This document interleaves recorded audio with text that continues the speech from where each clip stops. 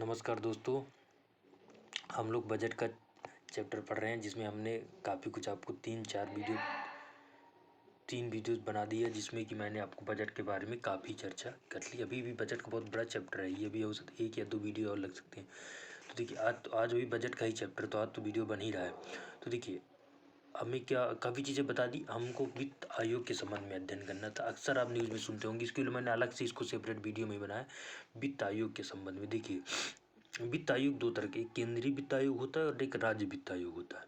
तो सबसे पहले अभी इस वीडियो में चर्चा मेनली केंद्रीय वित्त आयोग के बारे में करते हैं। राज्य वित्त आयोग के बारे में तो लोगों को जानकारी तक नहीं होती, उसका अनुच्छेद तक लोगों को नहीं पता होता किस संविधान के किस अनुच्छेद में दिया गया है। तो अभी हम सबसे पहले अनुच्छेद 280 के अंतर्गत केंद्रीय वित्त आयोग की चर्चा कर रहे हैं। देखिए, केंद्र सरकार प्रत्येक वर्ष एक वित्त आयोग का गठन करती है। बेसिकली राष्ट्रपति करते हैं। राष्ट्रपति प्रत्येक 5 वर्ष में एक केंद्रीय वित्त आयोग का गठन करते हैं। भारतीय संविधान के अनुच्छेद 280 के अंतर्गत ये केंद्र और राज्यों के बीच वित्तीय संबंधों का अध्ययन करता है कि राज्यों को केंद्र के द्वारा कितना वित्त संसाधन उपलब्ध कराया जाना, इस बारे को सबसे ज़्यादा अगर कोई गहराई से समझता है तो वित्त आयोग, इसीलिए वित्त आयोग का गठन प्रत्येक 5 वर्ष में राष्ट्रपति द्वारा किया जाता है। तो इसके कार्य क्या होते हैं इस समय? तो वित्त आयोग जो 15वां वित्त आयोग चल रहा 2017 से, बेसिकली 2020 से बाद में कोरोना के बाद उसका कार्यकाल बढ़ा दिया गया था, तो मेन 2017 से चल रहा है। तो 15वां वित्त आयोग जिसके अध्यक्ष हैं NK सिंह। उसके बाद उसमें क्या अनुशंसा की गई, उन्होंने क्या अनुशंसा की, इस बारे में हम लोग पहले चर्चा करेंगे। सबसे पहले वित्त आयोग का महत्व क्या? देखिए, ये राज्य और सरकारों के बीच वित्त की स्थिति का मूल्यांकन करता है। नंबर 1, उनके बीच करों की बंटवारे की सिफारिश करता है। ध्यान रखना है, राज्य वित्त आयोग जो केंद्रीय वित्त आयोग जो होता है, ये केवल सिफारिश करता है कि सरकार को इतना दर देना चाहिए, देने या नहीं देने का काम सरकार का है। तो पेपर में आ सकता है कि केंद्रीय वित्त आयोग का काम केवल सिफारिशी प्रकृति का, यहाँ आया भी है, केवल सिफारिश करता है। साथ में किस सिद्धांत है, किस तरीके से हम किन आधार पर, मापदंड भी मैं आपको बताऊंगा किन आधारों पर ये करों का वितरण कराने के लिए सिफारिश करता, उन आधारों का भी हम चर्चा करेंगे। इसकी सिफारिशी प्रकृति के बाध्यकारी नहीं, और साथ में 1, 4, 5 चीजें वित्त आयोग का अनुच्छेद पता होना चाहिए, वर्तमान कौन सा वित्त आयोग चल रहा है ये पता होना चाहिए, इसकी जिस अनुशंसा होती है सिफारिशी प्रकृति की होती है, बाध्यकारी प्रकृति की नहीं होती है। उसके साथ साथ ये कि संघ और राज्य सरकारों के बीच वित्त के अध्ययन का मूल्यांकन करता है, उसी के आधार पर ये अनुशंसा करता है। तो जो पहला वित्त आयोग 1951 में गठित हुआ था, वर्तमान में 15वां वित्त आयोग चल रहा है। तो ये जो गठित करता है, ये किन मतलब जो ये अनुशंसा करता है कि नदी 14वां वित्त आयोग था, YV रेड्डी जिसके अध्यक्ष थे, उन्होंने केंद्र और राज्य के बीच एक वितरण होता है, एक क्षैतिज वितरण होता है, एक ऊर्ध्वाधर वितरण होता है। तो ऊर्ध्वाधर वितरण क्या होगा, इसके लिए देखिए ऊर्ध्वाधर वितरण होता है केंद्र से राज्यों को जाना, ये होता है vertical distribution of taxes, vertical distribution of finance. उसके बाद राज्यों के बीच आपस में जो वितरण होता है इसको कहते हैं क्षैतिज वितरण। तो ध्यान रखना, वर्टिकल वितरण क्या होता है, क्षैतिज वितरण क्या होता है। ये वर्टिकल वितरण केंद्र से राज्यों का, और राज्यों के बीच उस धन को किस तरीके से बंटवारा गया। भाई हमारे देश में कितनी ज़्यादा विविधता है, सभी राज्य एक जैसे तो है नहीं कि सबको समान रूप से दे दिया। तो सभी राज्यों को किस तरीके से हम वितरण करना है उसको कहते हैं क्षैतिज वितरण। अभी जो क्षैतिज वितरण है ये किन मापदंडों के आधार पर होता है, इसकी हम चर्चा करेंगे। तो सबसे पहले इनकम, इसमें होते हैं मेन 5 या 6 प्रावधान माने गए, 7 प्रावधान, कई बार 5, 6 भी कर देता है, 7 प्रावधान वर्तमान में है। सबसे पहले इनकम डिस्टेंस होता है। इनकम डिस्टेंस का मतलब क्या होता है कि किस राज्य की अपने भाई वहाँ की आय का स्रोत क्या है, कितना वो आय निर्धारित करते हैं। तो इसका सबसे ज़्यादा 45% इसको डिपेंड दिया गया है कि अगर मान लीजिए हम 100 रुपये का वितरण कर रहे हैं तो उसको ध्यान रखेंगे 100% का वितरण कर रहे हैं तो 45% इस आधार पे होगा कि उस राज्य की आय क्या है।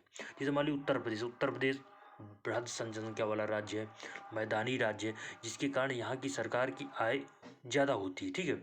उसके बाद उत्तराखंड वाला राज्य है, यहाँ की आय कम होगी। तो इस तरीके से राज्यों की उनकी आय की निर्भरता के आधार पे हम 45% डिस्ट्रीब्यूशन करेंगे।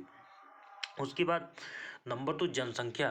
तो जो जनसंख्या को आधार बनाएंगे, जहाँ जनसंख्या ज़्यादा होगी उसको मुझे ज़्यादा देना पड़ेगा, तो 15% ये होता है। तो जो जनसंख्या का आधार लिया जाता था 14वीं वित्त आयोग में 1971 का आधार लिया गया था, लेकिन 15वां वित्त आयोग में 2011 वाला प्रावधान लिया गया। नंबर 3, क्षेत्रफल, किसका क्षेत्रफल ज़्यादा, उसको एक आधार पूछे जाते हैं कि जो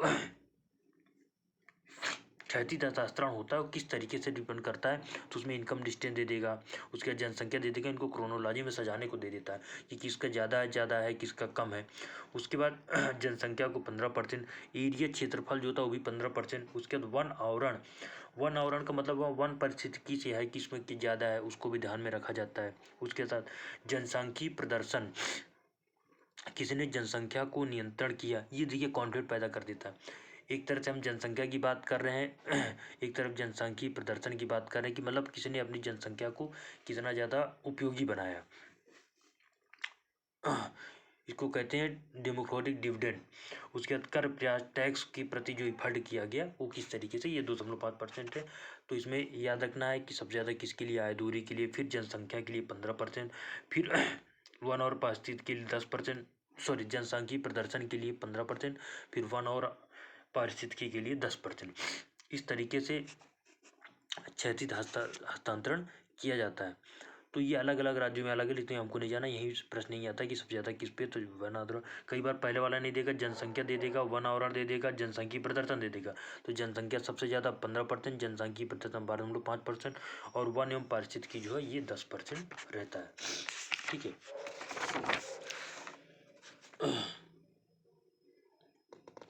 कुछ इसमें थोड़ा सा ना अनुदानों के बारे में रहता है कि भाई किसी राज्य को कितना अनुदान दिया जाता है, तो उसकी स्वास्थ्य शिक्षा के आधार पर ध्यान देना। लेकिन वित्त आयोग का जो मेन काम था वही है जो मैंने आपको बता दिया कि धन का वितरण कराना वर्टिकल के रूप में, किस तरीके से बाद में इसको हॉरिजॉन्टल के रूप में डिवाइड कराना कि किस राज्य को कितने के रूप में दिया जाएगा। जो मैंने मापदंड आपको साथ बताया, ये मापदंड के आधार पर, और इसको याद रखना है। ठीक है।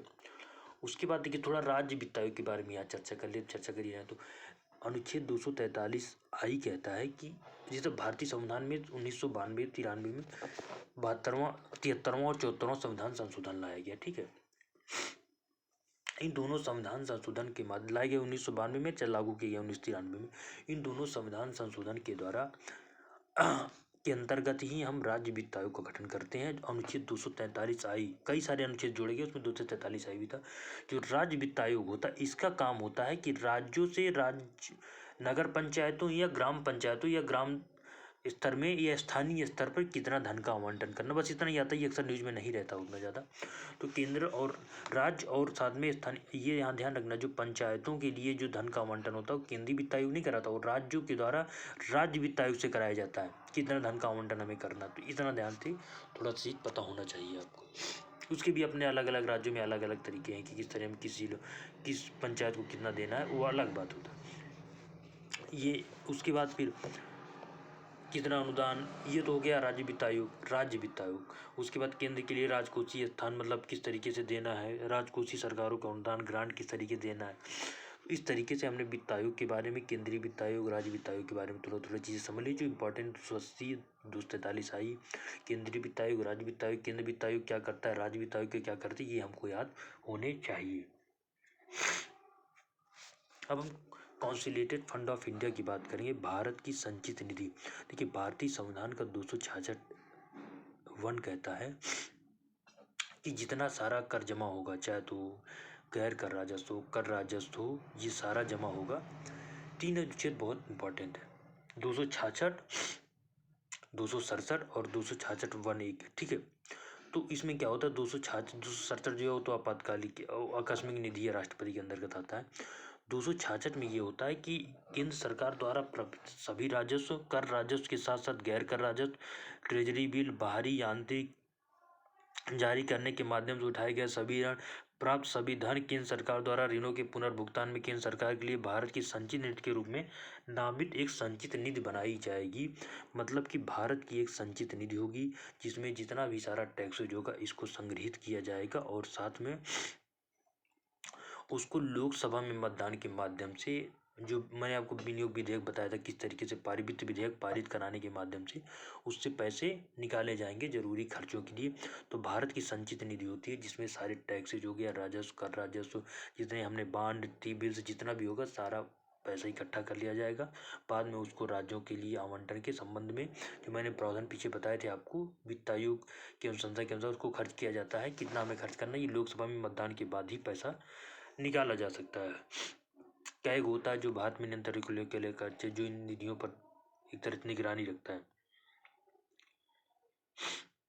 एक होता है प्रभारित व्यय, एक होता है चार्ल्ड अपान, एक होता है चार्ल्ड फ्रॉम।